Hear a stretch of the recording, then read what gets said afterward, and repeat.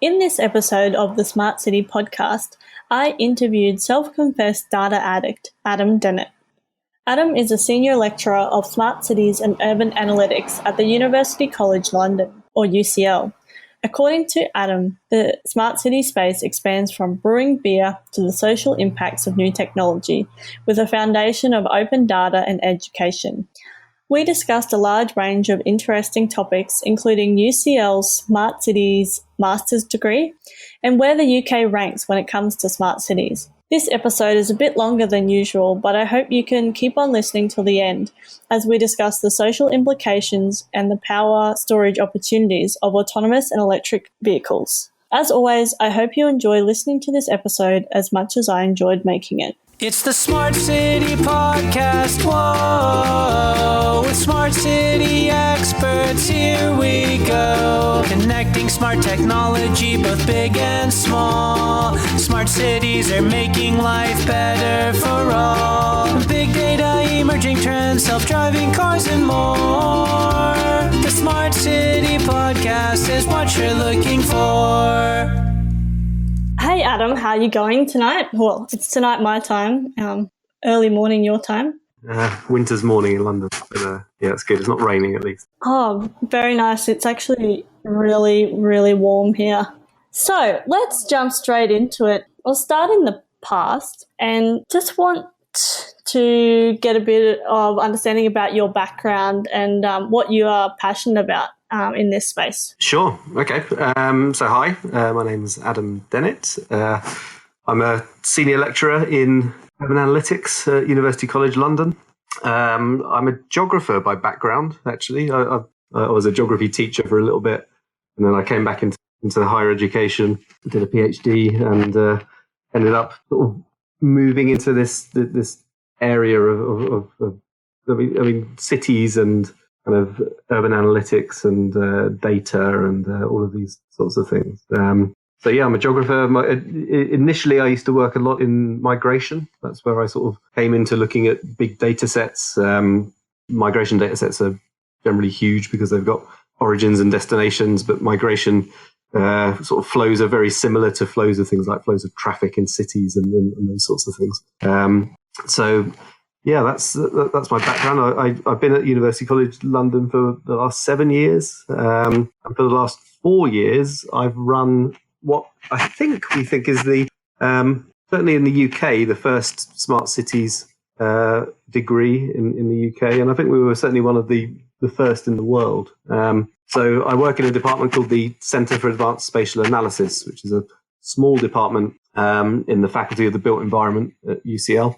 And we do data analytics, and we do kind of computational methods for understanding people and processes in cities. And we were doing this stuff. We were founded in 1995 by someone called Mike Batty, Professor Mike Batty. Mike was one of the most sort of famous urban sort of geographers, I guess.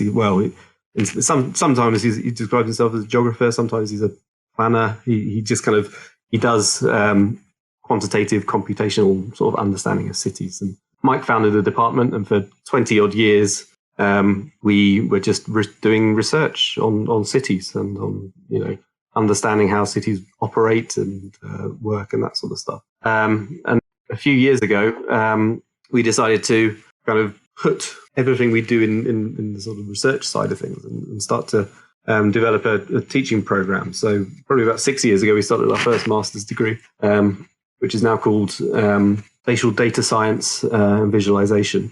And then following on from that, we then started a degree in smart cities and urban analytics. And really, it was just drawing on all of the research that we do in the department and just training the next generation of kind of urban geographers and planners and sort of refugee architects who want to get out of doing kind of building level stuff and want to move into doing sort of city level stuff. And it's developed into a pretty successful degree. I think we've got about 65 students on the Smart Cities course this year. And clearly there's an appetite for understanding this area. And I come in, well, probably I would say that no one in the department would necessarily describe themselves as a smart cities expert, which is quite interesting.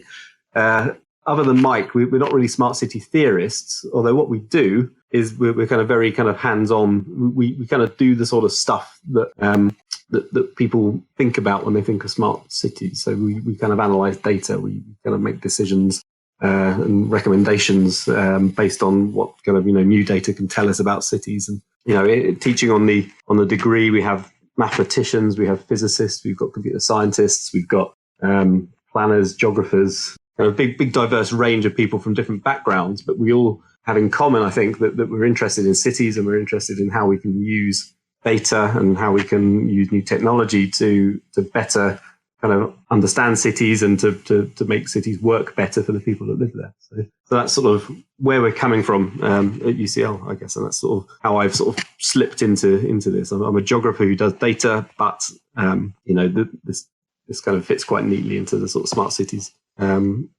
sphere, I guess. Yeah, cool. So was there anything in particular that sparked your interest in smart cities particularly? I know you spoke a little bit about using data to plan for a city and that kind of thing. Is that what really draws your interest in this kind of smart city space? Yeah, and I think I could probably speak for a lot of the sort of the academics in the department and say that we're all sort of data addicts, really. Like we love and I guess all academics generally just like finding stuff out. And if you can get hold of a new data set on something and discover something about the city, that's really cool. And if you can make a nice visualization out of it or show something that no one's shown before, that's what I think probably drives most of us. So, for example, one of the early things that piece of the work that was done in the department was by a guy called Ollie O'Brien, who no longer works in the department actually, but he still works at UCL. And Ollie was a big fan of cycling. And in London, probably 7 or 8 years ago, the mayor launched a cycle hire scheme, which is, there's now cycle hire schemes across most big cities in the world. But London was, I guess, a relatively early adopter. And one of the nice things that TfL, Transport for London, did when they brought in the cycle hire scheme was they opened up the data that was kind of being produced by the docking stations across the city. And they just put up an API, and they didn't know what anyone was going to do with the API, but they said, here's the data, have it for free, do whatever you like with it. And Ollie, being a sort of bit of a data magpie, like a lot of people in the department, got hold of the data and started visualizing it. And he started producing these very kind of informative visualizations of how the docking stations for the bikes in the city changed in terms of how many bikes they had over the course of the day. So you would see, for example, in the morning, all of the bikes were located in the docking stations in a sort of a ring, sort of around the edge of the city centre. And then people arrive for work, and all of the bikes suddenly kind of emptied from the periphery stations and just filled up in the docking stations right in the centre. And it was a great visualization. And it was like, wow, you can take this data and you can suddenly discover something about the ways in which people use a resource in the city in a new way, and that purely came from a sort of a data, just being interested in sort of data perspective. And I think I'm the same. I mean, I've done a piece of work recently on brewing beer in the city. Sounds interesting. Yeah, found some interesting data on in the UK. There's there's an organisation called Companies House, and they're run by the government, and they collect data on every business that runs in the entire country. So I was able to just plunder their database because they've got an open API and get data on when breweries came into existence in the city and started to. I did the research mainly because I wanted to just go and drink beer and use it as an excuse to sort of claim that it was doing work when in fact I was having a nice time. But sounds great. I think all of us are just we find a new data set, and we're quite lucky in London actually, because there's a lot of good open data, and there's a few sort of central repositories from which we can kind of access data. The government has done. Tim Berners-Lee had a lunch with Gordon Brown many years ago when Gordon Brown was, I don't know if it was when he was Prime Minister or when he was Chancellor of the Exchequer, but they made a decision to open up government data in the UK. And it's been fantastic for people interested in this area because you can find data on virtually everything about cities, about people generally. And we're all just, we just like finding stuff out. We like just discovering something new, making a pretty picture of it, a map or a kind of, data visualization or something like that. It's nice kind of in academia, we can just kind of do this. We can just do it for the sake of it being interesting. And then, very often it then sort of feeds into, we can start to influence policy and we can start to, do these sorts of things. Or, Ollie's cycle hire visualization was picked up by Transport for London. And they started using it to redistribute bikes around the city. So they have these vans where you have some docking stations that get full up in the centre and then they get emptied at the edge. They have these big vans that drive around and sort of take bikes from one part of the city and sort of deposit them in another part. And they were using this as a tool to help them run their system more efficiently. And so it's interesting how sort of something that springs out of just interest can actually then sort of feed its way into policy and sort of operational management, if you like. Yeah, no, really interesting. I can see how the Department of Transport of London would find some real value in that, and something, relatively simple could really change the way that they operate that service and make it more effective for everyone. So, really interesting. Are there any particular technologies that you've come across that you were really interested in exploring? Or is it more the data behind the particular, technology or enabler? Yeah, that's a good question.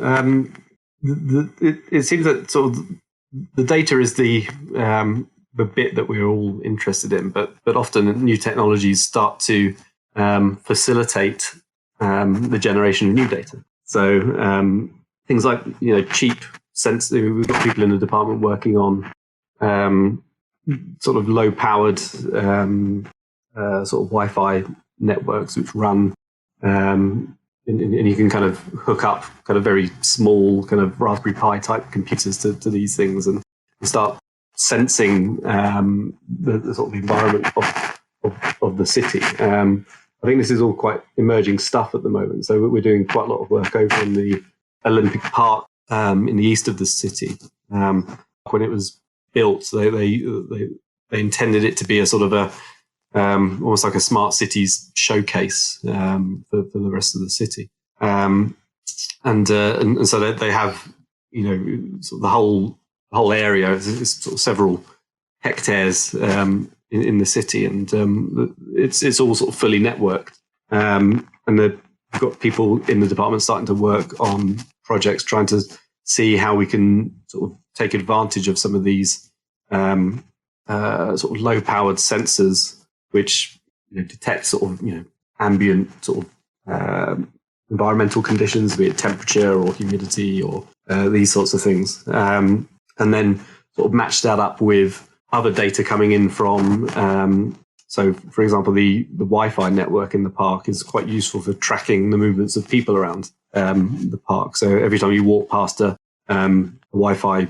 access point, your phone, most people have smartphones these days, will be pinging that access point, sort of looking for a signal. And you can actually kind of track people quite effectively around an area that's got Wi-Fi like this. And then you can start to sort of match this with things like the ambient temperature. So we've got PhD students at the moment looking at how people use the park differently under different sort of weather conditions, different times of the year, different seasons. And then the park management authorities are then sort of thinking about, well, how can we potentially encourage people to move around the park in a way that's more conducive to crowd-free walking, or for example, if there's a football match on at the park, what can we do to try and make sure there's not kind of pinch points for the access points to the park and that sort of thing. And I think sort of increasingly you're going to start to get these sorts of technologies being used. The sort of data that's just sort of created almost ambiently from just people existing and just living a sort of digital life that we can then start to use to kind of make management decisions about bits of the city. So I think that's going to be an area of sort of increasing interest. Yeah, let's talk about some of the things that you are working on at the moment. Personally, not doing a whole lot of new research at the moment, but I do have. What about the masters? Let's talk about the masters and what that kind of involves and how that came to be about. Yeah, sure. So the master's degree, it's quite a sort of heavily skills focused degree. I'd say probably 2/3 of what we do is try and give our students the skills that they would need to kind of operate within a sort of new world of increasing kind of data and sort of digital resources. So the people that come to do our degree come from a huge range of backgrounds. But I think the thing that probably ties a lot of them together is that they have not necessarily come from computing or a sort of quantitative background. We have lots of urban planners, for example, coming to do the degree. We have lots of architects coming to do the degree. We've got people from sort of sociology backgrounds. We have people with psychology degrees. Huge sort of diversity, and a lot of them are interested in this area, but sort of feel that they don't necessarily have the knowledge or the skills to be able to take advantage of the increasing volumes of data and technologies. So what we try and do is we try and effectively give them a 1 year's crash course in how to be someone who can operate in this area, and not just be kind of caught up in the sort of the hype of smart cities. It's really understand what we can do and what we can't do with what's out there. So we teach people programming quite a lot, but it's all very much applied. We have some computer scientists in the department, but we sort of the computer science we do has a kind of an end purpose, which is really to try and do stuff with the data about cities that we get. So we tend to find that a lot of our students come in without any knowledge of how to program, and they leave the course being able to program in about 3 different languages, and apply these skills to a whole range of different problems related to cities. And so what we're increasingly trying to do now is, when the students get to the sort of dissertation part of the degree, we're trying to hook students up with different organizations who have an interest in this area, or have problems that they want solving, or perhaps data that they have collected but don't necessarily know what to do with.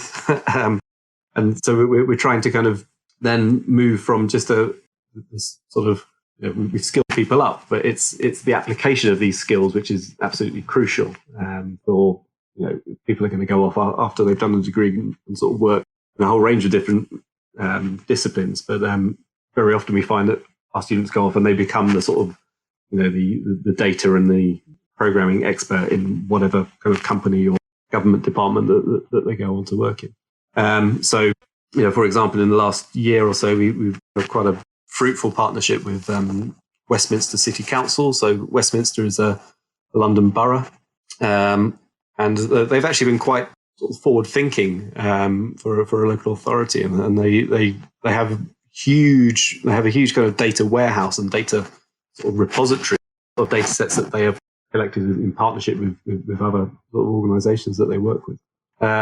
And they opened up the data to our students, and we had about sort of 5 or 6 students last year working closely with Westminster Council to try and understand some of their data and work on some of the problems that they had. So they had one particular area of interest last year where they were interested in the impact of the new 24-hour night tube, as it's called in London. So at the weekend now, there's probably about 5 of the London Underground tube lines run 24 hours. And what that's done is it's opened up the centre of the city to sort of become more of a sort of 24-hour place to go and sort of visit, and they were keen to understand what the impact of this new night tube facility was on the businesses in the area, and on things like antisocial behaviour and all of that sort of stuff. So they had data on footfall in the centre of the city. They had a number of sensors that were detecting people moving around the centre of the city. They had data on alcohol licenses. They had sort of a whole lot of other data sets on the businesses sort of working in the centre of the city. And they also had data on from Transport for London on the passenger volumes travelling on the tube. And so we had students who were able to take a cross-section of data from when before the night tube was opened, and then afterwards, and do some analysis looking at the impacts on the night tube. And they found out some quite interesting things. Some areas saw very little change. The ways in the sort of the numbers of people visiting the area, the times of day in which people were kind of frequenting bits of the city.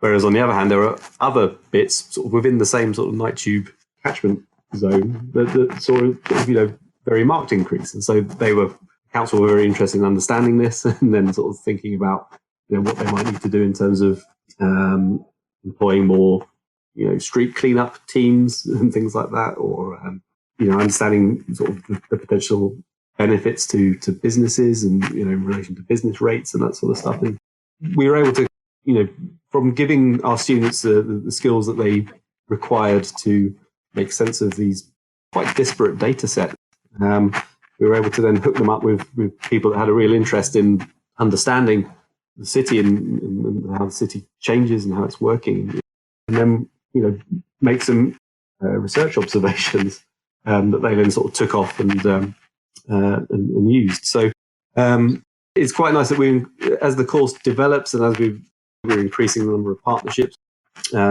Mercedes-Benz or Daimler, which is the partner company this year, working on we have sort of various other partnerships with commercial organisations looking at things like housing. We had some projects that master students have worked on looking at changing house prices in the centre of the city using kind of data sets from commercial property providers, looking at gentrification, a huge range, sort of huge diversity of different areas. We've looked at transport problems and sort of using data from TfL on the Oyster card, smart card sort of ticketing system in London, using that to understand the impact of the tube train breaks down in one part of the system. What impact is that going to have on people's journeys, using several million rows of data from the smart cards. So a huge range of applications, and our students sort of go off, and a lot of them sort of go off and sort of to cities around the world, using taking these skills with them and sort of hopefully making a real impact on the cities that they go to. Yeah, wow, sounds really interesting. What do you think the foundations for the smart city are? I would say probably more than anything, open data, I think, is an absolute must for smart cities. And I think this is because the range of applications of new data or new sensors or these sorts of things are so huge that if it's all closed off and you have sort of a kind of a city authority or an individual company or anyone like that, if you close off your data, I think you're limiting the potential range of innovations that can occur from the data that you have. Very often, you might not even be fully aware of the potential use of the data that you have, and it might take just someone somewhere working in another field just to kind of sort of look at your data and think, oh well, have they thought about doing this with it? For an innovation to occur. So when you sort of think of a lot of the sort of things that people may associate with sort of smart city development. So you probably have it in Australia as well, but City Mapper is a popular smartphone app that people use in London and sort of certainly across a lot of other cities I've been to. And City Mapper is one of these it's Android or iOS app that will allow you to navigate your way across the city using a variety of different sort of public transport methods of travel, so bus or train or underground metro or bike or whatever you want. And those sorts of innovative apps that people would probably think of as a useful smart city innovation. If you're traveling across the city, it's really handy to figure out, have something tell you, which bus to get, which train to change, all of these sorts of things.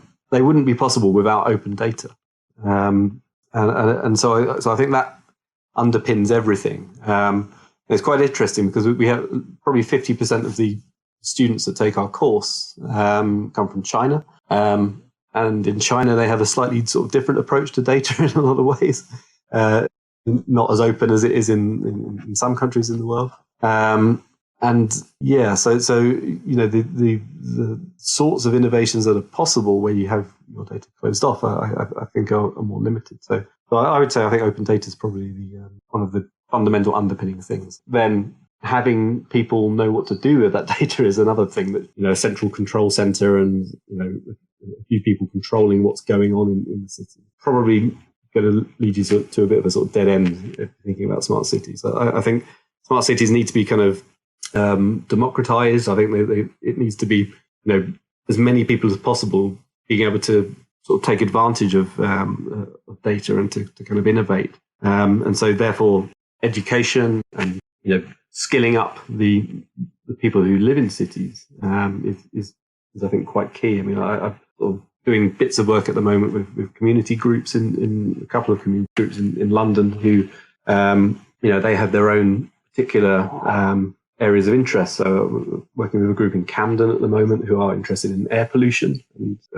it's a big problem in the borough, it's a big problem across the city. But they've been collecting their own data on air pollution.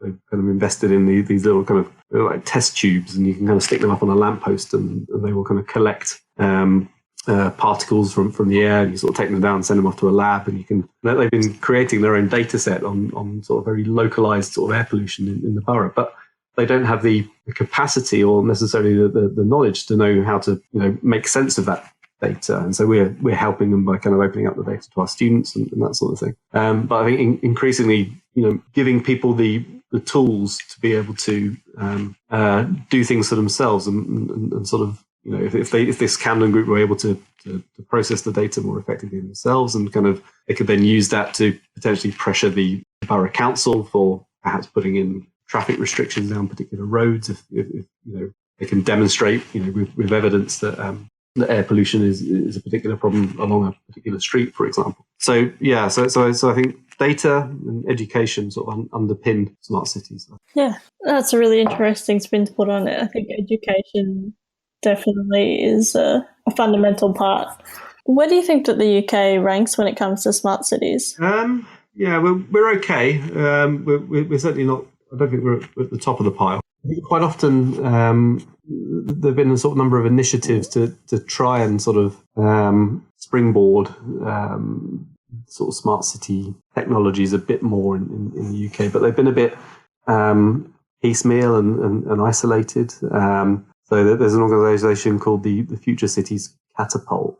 They were sort of funded by the UK government to provide funding for a number of different sort of Kickstarter projects across the country. But it's not been a sort of a wholesale sort of revolution across different cities. Manchester, for example, I think is only now putting in a sort of a smart ticketing system for the transport in the city. I mean, we're in 2018 now. And this sort of technology has been available for a long time. I think last time I went to Manchester about 2 years ago, and I went to get on the bus, I was amazed that people were queuing to get on the bus and paying with coins. Yeah, I had a similar experience in China. And he sort of, this is crazy. The bus, I got on the bus I was sort of at the front of the queue, and I then sat on the bus for 10 minutes while every passenger after me was counting out their change and sort of paying. And I think I remember sort of at the time sort of thinking this is crazy, and sort of doing a bit of like reading up on it, and they were very, they've been discussing bringing in smart cards and stuff quite some time in the city, but there was a sort of a paralysis amongst the city authorities, I think, and they were sort of saying, oh well, we don't want to do the same as London, that's obsolete technology and all of this sort of stuff, talking about the Oyster card in London, but at the same time not doing anything in Manchester. And I think that they're finally starting to bring something in now, but it's it's a long way behind. In terms of the sort of data and these sorts of things, we're not bad. In terms of public data, it's okay, but I think it could be better. We still have to, occasionally go through the sort of use sort of legal instruments to get hold of data. So we have to put in sort of freedom of information requests sometimes to access data that we should be able to access. And so we've got a way to go, I think. But we're certainly not at the top of the pile, but we're sort of not at the bottom either. Mm. Do you think that the UK is a good place to pilot smart technology? Yeah. I mean, it's. I think the problem often is in sort of scaling things up. So sort of things like the Olympic Park in London they're trying sort of lots of things over there. But I think it can take a while for sort of these experiments to come to fruition. For example, Intel, a company who had quite a large presence over at the Olympic Park, they had a research arm that was tied in quite closely with a lot of the things that were going on over in the Olympic Park. But just recently, they announced that they're closing down their research arm, which is interesting, and you sort of wonder why they decided to pull the investment in that side of things. It's not bad. I mean, sometimes legislation can be prohibitive. Things like using drones to deliver things. Amazon, I know, are sort of trialing using drones to deliver goods and that sort of stuff. Now, I know sort of certainly the UK probably wouldn't be the best place to be trying to experiment with this sort of thing, because there's a lot of restrictive legislation to stop drones flying over various parts of different cities. So potentially some of the innovations that could occur in that area might be being slowed down by more restrictive legislation. So in some ways, you might not be able to be as creative in somewhere like the UK. So do you think that in the UK particularly, there's better integration that's needed across the disciplines, like government, universities, industries, that kind of thing? Yeah. I mean, I think you can always have more kind of integration. I mean, I sit on the Smart Cities Advisory Board for Islington City or Borough Council. Islington they've done a pretty good job of bringing together academics, industries. Also sitting on the board are representatives from Microsoft, other sort of technology companies, other local government representatives. And so I think the intentions can be there. But in the case of Islington, I think that they've been sort of trying to kind of develop their smart city strategy over the last sort of 12 months. But it can be very slow. And despite people sitting around the same table in the same room, the time it takes to get from talking about these sorts of things to actual kind of implementation can be very long. And I think sometimes the sort of the recommendations can take a little bit too long to sort of work their way through into the real world, I guess. So I don't know what the solution to this sort of thing is, and there can sometimes be a bit of a sort of pullback to the kind of classic sit around the table in a committee and talk about things, and then everyone sort of be in agreement that this is a great idea, but then 2 years down the line things haven't changed much. And I think the case for a lot of cities and for a lot of places in the world. And sometimes you just need sort of small scale private startup type people to kind of just get on and do something for the changes to start to take place, I think. Do you think that the UK can become leaders in the smart city space? I think we can. I think sadly at the moment the sort of I think quite often you need a sort of a central government sort of push for this sort of thing. So either you will need someone up quite high saying that here's money to try and facilitate this, and then I think at the moment that the government's probably too preoccupied with dragging us out of Europe to sort of worry as much as they should be about just running the country is increasingly going to be relying on new technologies and that sort of stuff. And I think maybe the priorities within central government at the moment are a bit misplaced, and I think the time that's wasted on taking us out of Europe could probably be better spent thinking about how we could improve stuff that's going on currently. Interesting perspective. I'm an academic, so most academics are against Brexit because we can see the kind of the damage it's causing sort of elsewhere. So, what do you think that the emerging trends that people aren't talking about? What do you think those are? Well, I think that probably the thing that's going to change most over the next 20 years, I think, is going to be in and around transport, driverless vehicles, electric vehicles. I think that's going to be a huge, huge change for cities. The UK government has said that we're not going to be selling petrol and diesel cars in 20 years' time. And so everyone's going to be driving electric or hybrid vehicles probably. I think in parallel with the electric vehicles is going to be the sort of autonomous vehicles. And cities are going to change a lot because of that. So I think you were talking yourself earlier about how you're sort of going to be your day job working to sort of prepare sort of roads and things like that for kind of driverless vehicles. I think that's going to be a big change. It's going to be a big change, probably more socially than technologically. I mean, the amount of jobs that are sort of currently tied up in cities in and around driving, be it delivering stuff or moving people from A to B in taxis or buses or these sorts of things, is huge. And I think certainly before I die, assuming that I live for another sort of 20 or 30 years at least,